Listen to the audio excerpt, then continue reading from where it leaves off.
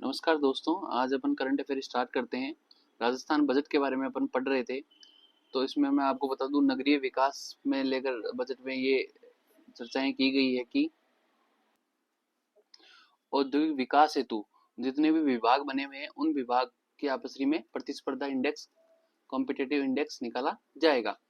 और जो trade sector है उसमें ट्रेड सेक्टर हेतु, व्यापार सेक्टर हेतु राजस्थान ट्रेड प्रमोशन पॉलिसी लाई जाएगी। खिलौना पार्क, टॉय पार्क है, ये कोटा में बनेगा, निम्बेड़ा चित्तौड़गढ़ में तथा डाबी बूंदी में स्टोन पार्क बनेगा। इसके लिए बूंदी में, डाबी में अभी जगह भी एलोकेट कर दी गई है। वहां पे सैंड स्टोन अधिक मात्रा में निकलता है, उसके लिए वहां पे स्टोन पार्क बूंदी डाबी में बनाया जा रहा है। साथ ही निम्बेड़ा चित्तौड़गढ़ में जहाँ सीमेंट प्लांट्स हैं वहां पे भी स्टोन पार्क बनाया जा रहा है। फिर बात करें सैनियाना चित्तौड़ में, यहाँ सिरेमिक पार्क बनाया जा रहा है। फिर बात करें टेक्सटाइल पार्क की, ये आपको पता है भीलवाड़ा में टेक्सटाइल अच्छा प्रोडक्शन होता है, तो भीलवाड़ा में टेक्सटाइल पार्क बनाया जाएगा। जो डीएमआईसी कॉरिडोर राजस्थान से गुजरता है उसमें फार्मा पार्क बनाया जाएगा। सांगानेर में ब्लॉक प्रिंटिंग हेतु जोन बनाया जाएगा। वह पर्यटन व कला संस्कृति के अंदर आपको बता दूं कि अभी आईफा अवार्ड्स समारोह होने जा रहा है और ये जयपुर में होगा, सीतापुरा में। और मार्च 8 से 9 मार्च को ये आयोजित किया जाएगा। बड़ी बड़ी फिल्म हस्तियां यहाँ पे परफॉर्म करेंगी और सब लोग आएंगे। इससे पर्यटन व कला संस्कृति को, राजस्थान की पर्यटन कला संस्कृति को मजबूती मिलेगी। नाइट टूरिज्म को बढ़ावा देने के लिए 100 करोड़ रुपए का इन्वेस्टमेंट के लिए बजट में बोला गया दिया कुमारी के द्वारा। तो मैं इसमें बता दूं कि नाइट टूरिज्म के लिए आपको ये इसमें जल महल के आसपास में जो नाइट टूरिज्म बढ़ाने के लिए ये व्यवस्थाएं की जाएगी। और जयपुर को भी कई कई सिटियों में नाइट कल्चर चल रहा है, वही कल्चर अब जयपुर में भी डेवलप किया जाएगा। गौरी देवी कला केंद्र, गौरी देवी कला केंद्र ये बीकानेर में स्थापित किया जाएगा। लोक गायक वो संगीत कलाकारों हेतु गौरी देवी कला केंद्र बीकानेर में स्थापित किया जाएगा। दाऊ मदन मोहन मंदिर ये भरतपुर में है। देशनोक मंदिर बीकानेर में है। पुष्कर ये अजमेर में है। ब्रह्मा जी का मंदिर है, सावित्री जी का मंदिर है वहां पे। रामदेवरा जैसलमेर में है, रामदेव जी का मंदिर है, पोखरण जैसलमेर के पास में है। और रणथंबोर त्रिनेत्र गणेश जी ये सवाईमाधोपुर में है। सवाईमाधोपुर फोर्ट के अंदर बना हुआ है ये रणथंबोर त्रिनेत्र गणेश जी। सवाईमाधोपुर जो फोर्ट है, बख्तरबंद किला है, उसके अंदर गणेश जी का ये मंदिर बना हुआ है। जीण माता मंदिर सीकर में है। फिर आपको बता दूं 3 त्रिवेणी संगम है राजस्थान में। वेणेश्वर धाम डूंगरपुर में, रामेश्वरम घाट ये सवाईमाधोपुर में है, और बिगोद ये तीनों संगम राजस्थान में हैं। फिर ट्राइबल टूरिस्ट सर्किट के लिए 100 करोड़ रुपए दिए हैं वित्त मंत्री ने। आदिवासी बाहुल्य जिलों में ट्राइबल टूरिस्ट सर्किट बनाया जाएगा ताकि उनका विकास हो सके। वार म्यूजियम ये जैसलमेर में बनाया जाएगा। वरिष्ठ नागरिक तीर्थ यात्रा योजना, अब इसमें 6000 व्यक्तियों को हवाई मार्ग से तीर्थ यात्रा कराई जाएगी व लगभग 50,000 व्यक्तियों को एसी ट्रेन से तीर्थ यात्रा करवाई जाएगी वरिष्ठ नागरिक तीर्थ यात्रा योजना में। मंदिर भोग की राशि को बढ़ा दिया गया है। अब 7500 रुपए प्रतिमाह मंदिर भोग की राशि दी जाएगी। गोविंद देव जी कला महोत्सव, गोविंद देव जी का कला महोत्सव 300 वर्षों के बाद में आयोजित किया जाएगा। कोटा एयरपोर्ट एरो सिटी बनाई जाएगी और एरो स्पोर्ट्स एक्टिविटी हेतु माउंट आबू में केंद्र स्थापित किया जाएगा। एफटीओ फ्लाइंग ट्रेनिंग ऑर्गेनाइजेशन ये प्रतापगढ़, झालावाड़ व झुंझुनू में खोले जाएंगे। ये फ्लाइंग मतलब एविएशन सेक्टर को बढ़ावा देने के लिए फ्लाइंग इंस्टीट्यूट है एक तरीके के, जो झालावाड़, प्रतापगढ़ और झुंझुनू इन तीनों में खोले जाएंगे। होप ऑन होप ऑफ बस सेवा जयपुर, जोधपुर व उदयपुर में खोली जाएगी। युवा विकास व कल्याण, अब इस युवा विकास व कल्याण के पॉइंट में पढ़ते हैं तो राजस्थान की रोजगार नीति लाई जाएगी 2025 में। लगभग 500 करोड़ रुपए का विवेकानंद रोजगार सहायता फंड बनाया जाएगा। और विश्वकर्मा युवा उद्यमी प्रोत्साहन योजना, युवाओं को मतलब जो अपना एंटरप्रेन्योर्स स्टार्टअप स्टार्ट करना चाहते हैं उनके लिए 2 करोड़ रुपए तक का ऋण है, 8% ब्याज सब्सिडी के साथ में दिया जाएगा। I start facilitation centres, I start facilitation parks ये मुंबई, हैदराबाद व बेंगलोर में खोले जाएंगे। राजस्थान के जो प्रत्येक संभाग है, संभाग स्तर पर centre for advance skilling and career counselling खोले जाएंगे। कोटा में जैसे टॉय पार्क खोला जा रहा है, वैसे ही विश्वकर्मा स्किल इंस्टीट्यूट कोटा में खोला जाएगा। वैदिक गुरुकुल व वैदिक पर्यटन फंड ये जयपुर, जोधपुर और उदयपुर में स्थापित किया जाएगा। इन्हीं तीनों में हॉप ऑन हॉप ऑफ बस सेवा स्थापित की जाएगी। फिर आगे देखते हैं बजट में क्या अनाउंस हुआ है। मिर्जेवाला श्रीगंगानगर में सैनिक स्कूल खोला जाएगा। बालिका सैनिक स्कूल हेतु अलवर, बीकानेर, जयपुर, जैसलमेर, कोटा में बालिका सैनिक स्कूल खोले जाएंगे। और बैडमिंटन एकेडमी जो अपना एसएमएस है, एसएमएस स्टेडियम है, वहां पे खोला जाएगी। लैक्रोस एकेडमी ये उदयपुर में खोली जाएगी। और शूटिंग एकेडमी एसएमएस जयपुर में खोली जाएगी। कुछ पारंपरिक खेल बताए गए हैं, मलखम, खो खो, थंगटा, रस्साकसी और कबड्डी। माँ कोष में 3500 करोड़ रुपए का फंड बनाया जाएगा आमजन को निःशुल्क जांच व दवा हेतु।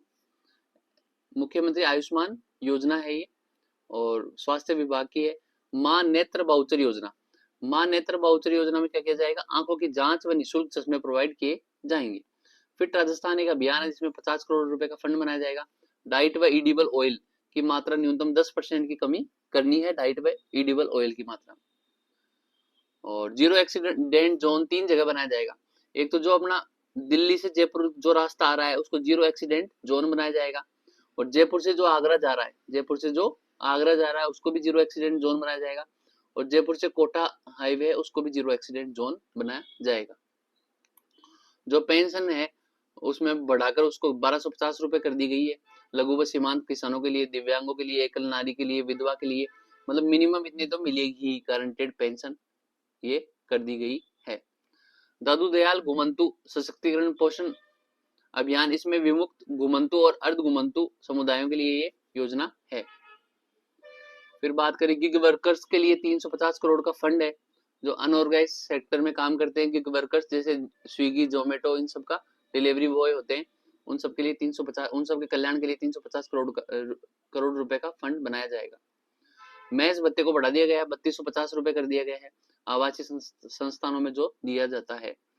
मुख्यमंत्री सुपोषण हेतु न्यूट्री किट योजना, इसमें 2,35,000 महिलाओं को लाभ मिलेगा। गर्भवती महिलाओं को अतिरिक्त पोषण हेतु ये योजना चलाई जा रही है। मुख्यमंत्री अमृत आधार योजना, आंगनवाड़ी केंद्र पर सप्ताह में 5 दिन दूध प्रोवाइड किया जाएगा।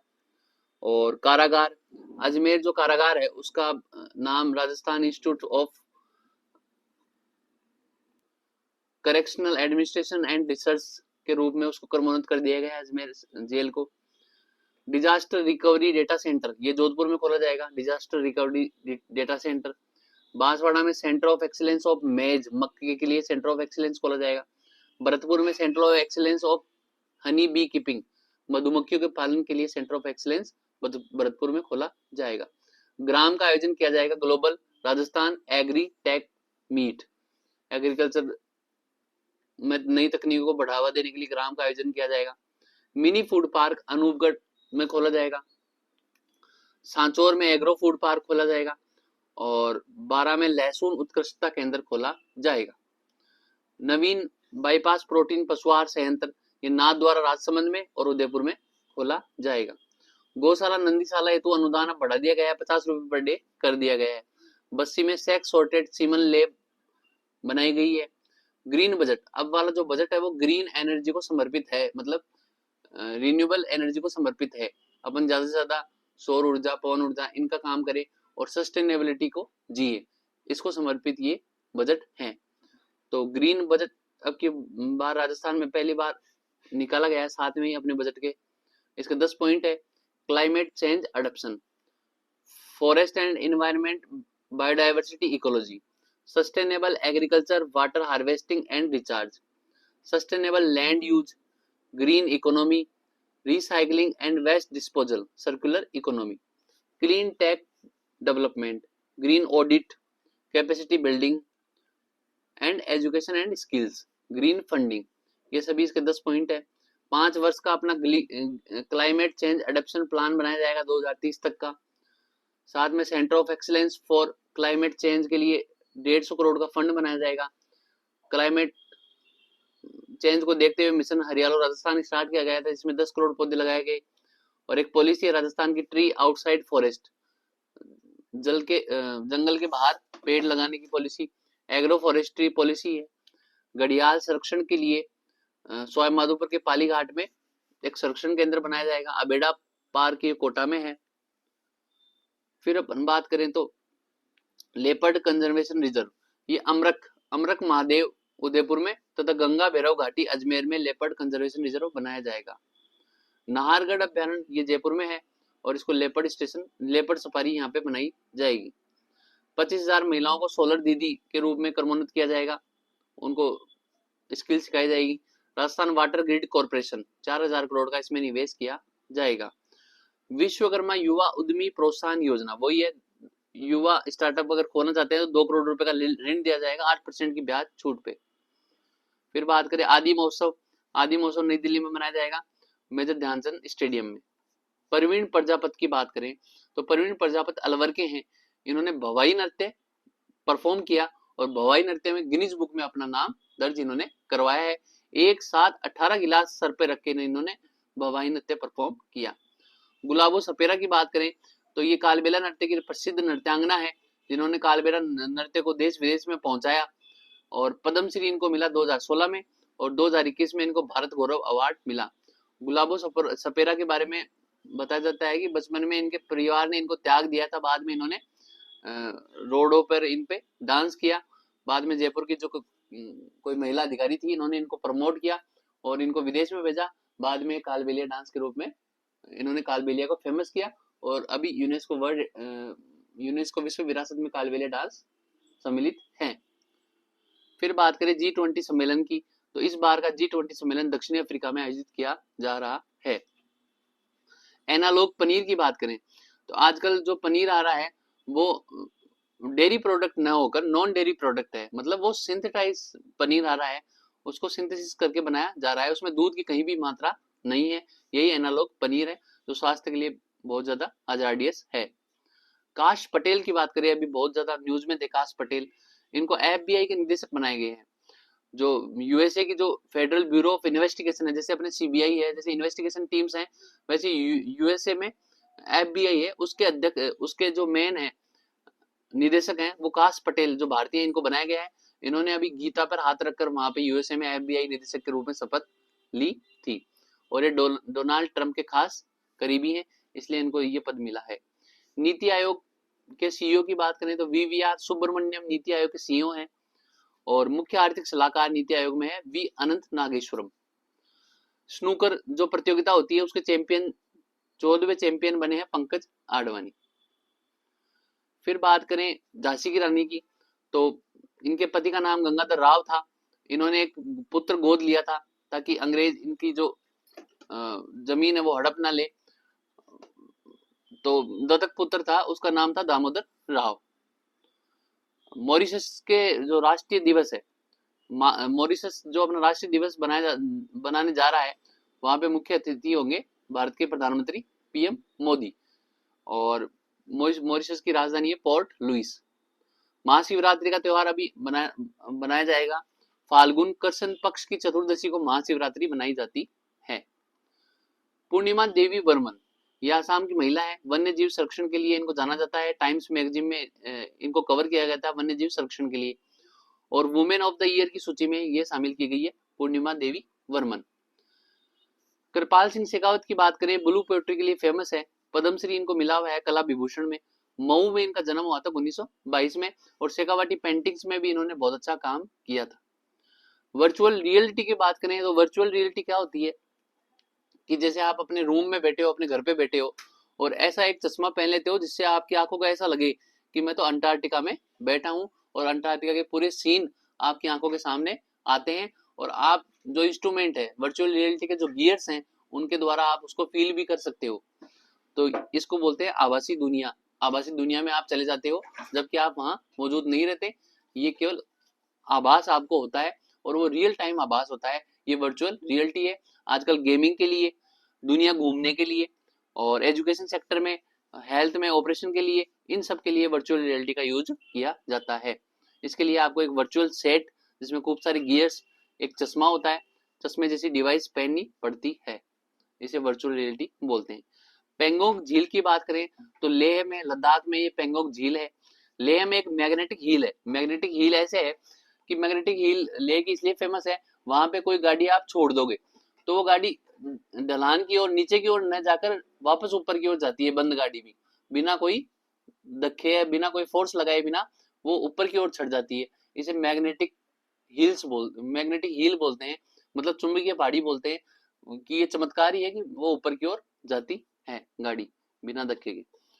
त्रिभाषा फॉर्मूला की बात करें तो भारत में जो न्यू एजुकेशन पॉलिसी है वो ऐसे बोलता है, जो नई शिक्षा नीति 2020 में आई, इससे पहले 1986 में शिक्षा नीति आई थी, अभी 2020 में आई, ये ऐसे बोलती है कि भारत में त्रिभाषा नीति लागू होनी चाहिए, अर्थात एक भाषा कोई बाहरी हो सकती है, दो भाषा भारत की स्थानीय भाषा या भारत से संबंधित भाषा होनी चाहिए। जैसे एक तो खुद की मान लो आंध्र प्रदेश की तेलुगु है, एक हिंदी हो जाए और एक इंग्लिश हो जाए, ऐसे त्रिभाषा फॉर्मूला के लिए न्यू एजुकेशन पॉलिसी बोलती है। लेकिन तमिलनाडु में हाल ही में विरोध चल रहा है। तमिलनाडु बोलता है कि हम हिंदी को नहीं सीखेंगे, आप हिंदी भाषी हमारे ऊपर हिंदी थोपते हो, तो वहां पे द्विभाषा पॉलिसी वो अडॉप्ट करते हैं, एक तो तमिल जो उनकी खुद की लैंग्वेज है और एक इंग्लिश, और वहां पे जितने भी बोर्ड में जो हिंदी लिखी गई है उसको भी मिटा दिया गया है। हाल ही में ये आंदोलन वापस चरम पे पहुंच रहा है।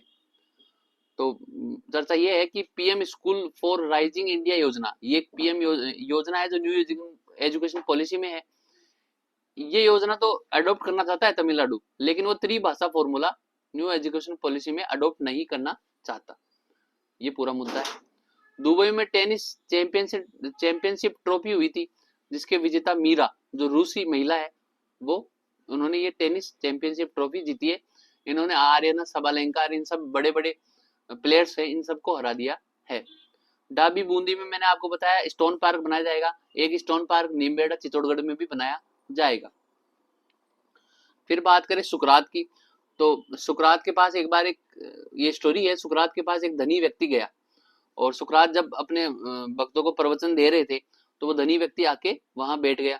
तो जब बार बार उसके बोलने पर सुकरात ने उसको इग्नोर किया तो इस व्यक्ति को, धनी व्यक्ति को गुस्सा आ गया। उसने सुकरात को बोला, आप जानते हो मैं कौन हूँ?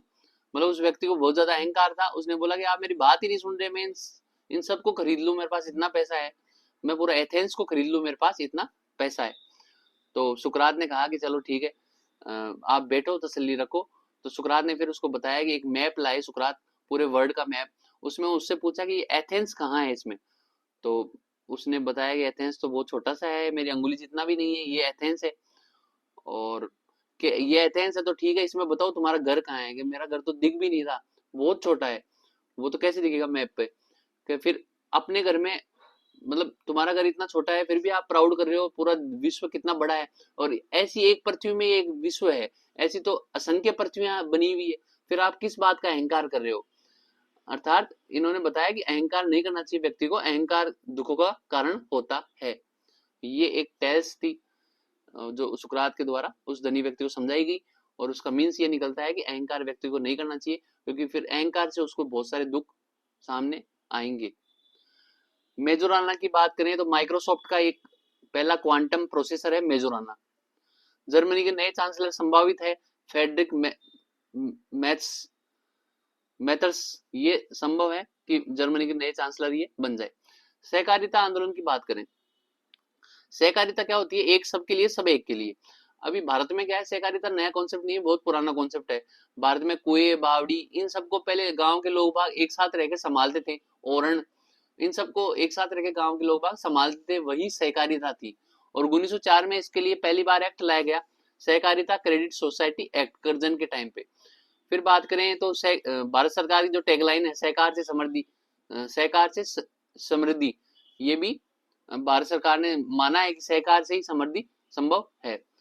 और 1946 की बात करें तो सरदार पटेल व मोरारजी देसाई त्रिभुवन दास ने, जो खेड़ा गुजरात में जो लोग आंदोलन कर रहे थे कि भाई अंग्रेजों ने एक ही कंपनी को, प्राइवेट कंपनी को सारा अधिकार दे रखा था, और ये आंदोलन कर रहे थे भाई, अंग्रेजों के विरुद्ध हड़ताल इन्होंने कर दी, दुग्ध उत्पादक संघों के साथ में इन्होंने उसका नेतृत्व किया।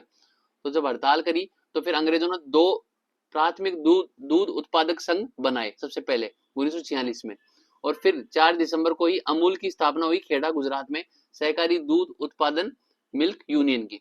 इस प्रकार सहकारिता की शुरुआत भारत में हो गई। 2021 में इसका मंत्रालय बना सहकारिता के लिए, और हर जिले हर राज्य में जिला सहकारी बैंक व जिला दूध उत्पादन संघ हो, ये इस डिपार्टमेंट के उद्देश्य हैं। और सहकारिता युक्त सारी पंचायतें हो, वहां पे कम से कम पैक्स हो, वहां पे दूध उत्पादन संगठन हो, तो इन सबसे सहकारिता को बढ़ावा मिलेगा। वैसे जो पैक्स है वो राज्य सूची का विषय है, लेकिन मॉडल पैक्स जो मल्टीपर्पज पैक्स भारत सरकार बताती है कि भाई आप दूध के साथ में बहुत सारे वाइबल व्यवसाय भी कर सकते हो सहकारी समितियों में, तो उससे भारत की समृद्धि डिफाइन होगी। ये था सहकारिता के बारे में। पॉल एडरसन अवार्ड, ये अमेरिका का अवार्ड है, इंजीनियर को दिया जाता है, और भारतीय इंजीनियर अशोक बिरमानी ने ये जीता है। आज अपन थोड़ा हिंदी इंग्लिश के बारे में थोड़ा थोड़ा स्टार्ट करते हैं कि पर डे अपन थोड़ा थोड़ा पढ़ेंगे तो हिंदी इंग्लिश भी अपनी अच्छी हो जाएगी। तो वाक्यांश के लिए एक शब्द है हिंदी के, अंक में सोने वाला, मतलब गोद में सोने वाला होता है अंकशाही। और हाथी को हाँकने वाला, लोहे का तीखा औजार, लोहे के औजार से हाथी की जो गर्दन है उस पे मारा जाता है, उसको अंकुश बोलते हैं। महावत हाथी पे सवार होने वाला होता है। जो हिसाब किताब की जांच करता हो, अंकेक्षक इसको बोलते हैं, ऑडिटर इसको बोलते हैं। जो हिसाब किताब किसी कंपनी के हिसाब किताब की जांच करे, खाते पढ़े, प्रॉफिट एंड लॉस के जो अकाउंट्स देखे, वो अंकेक्षक होता है। किसी के शरीर की रक्षा करने वाले बॉडीगार्ड अंगरक्षक कहलाते हैं। मूल कथा में आने वाला प्रसंग, भाई एक मूल कथा चल रही है, जैसे मान लो रामायण चल रही है, उसमें बीच में कोई प्रसंग आ गया, उसको बोलते हैं अंतः कथा। महल का वह भाग जहां रानियां ही निवास करती है, अंतःपुर, अंतःपुर। जो जातियों के बीच में हो, अंतर जातीय जो जातियों के बीच में हो। और तट का जो भाग जल के भीतर हो, भाई तट समुद्र के अंदर, समुद्र के बाहर तट है, तट का एक ऐसा भाग जो जल के भीतर डूब गया हो, उसे बोलते हैं अंतरीप। धरती और स्वर्ग, यहाँ पे स्वर्ग का अर्थ है आकाश, धरती और आकाश के बीच में स्थान अंतरिक्ष कहलाता है। मन में होने वाला स्वाभाविक ज्ञान अंतर्ज्ञान कहलाता है। भाई मन में ही ज्ञान हो जाए उसको अंतर्ज्ञान बोलते हैं। इंग्लिश के कुछ सिनोनिम्स हैं। अबेंडन का अर्थ होता है त्यागना। अपन जाते हैं रेलवे में, देखते हैं रेलवे क्वार्टर्स के बाहर लिखा हुआ होता है अबेंडेंट, तो लीव या फोरसेक इसका सिनोनिम्स है। लीव का अर्थ भी छोड़ना होता है, फोरसेक का अर्थ भी छोड़ना होता है। एब्रीविएट किसी चीज का संक्षिप्त रूप, बहुत बड़ा कोई चीज आपने पढ़ा, मतलब उसका आप सार बता दो, एब्रीविएट बोलते हैं उसको। एब्रीज या शॉर्टन यानी संक्षेपण। अबस्टेन का मतलब रोकना या परहेज करना, तो इसको रिफ्रेन भी बोला जाता है। अबसोर्ड यानी हास्यास्पद, तो इसको रिडिकुलस भी हास्यास्पद होता है। एबनॉर्मल अस्वाभाविक, नॉर्मल यानी स्वाभाविक कि भाई नॉर्मल ऐसा हो रहा है, एबनॉर्मल मतलब अस्वाभाविक, इसको बोलते हैं अनयूजुअल या अननेचुरल। और अबंडेंट, भाई ये तो बहुत ज्यादा अबंडेंट है, अपन बोलते हैं नहीं ये मिनरल यहाँ पे अबंडेंट है, तो अबंडेंट को बोलते हैं बहुतायत, मतलब प्लेंटीफुल। अचीव, ACHIEVE, अचीव मतलब प्राप्त करना, इसको होता है एकम्प्लिश मतलब पूरा करना, इसका होता है अचीव या परफॉर्म। एडिक्वेट पर्याप्त, इसको बोलते हैं सफिशिएंट या इनफ। और एडमायर मतलब प्रशंसा करने योग्य, इसको बोलते हैं प्रेज मतलब प्रशंसा होता है। एडोर यानी पूजा करना, मतलब पूजा करना, तो अपन वर्शिप, लव, ये सब एडोर है। फिर बात करें एडवर्सरी मतलब मुसीबत वाले दिन, दुर्भाग्य, तो इसको बोलते हैं मिसफॉर्चून या मिजरी। एगोनी को बोलते हैं वेदना या पीड़ा, इसको बोलते हैं मिजरी, टॉर्मेंट और एंग्विश। तो ये था आज का कंप्लीट। धन्यवाद।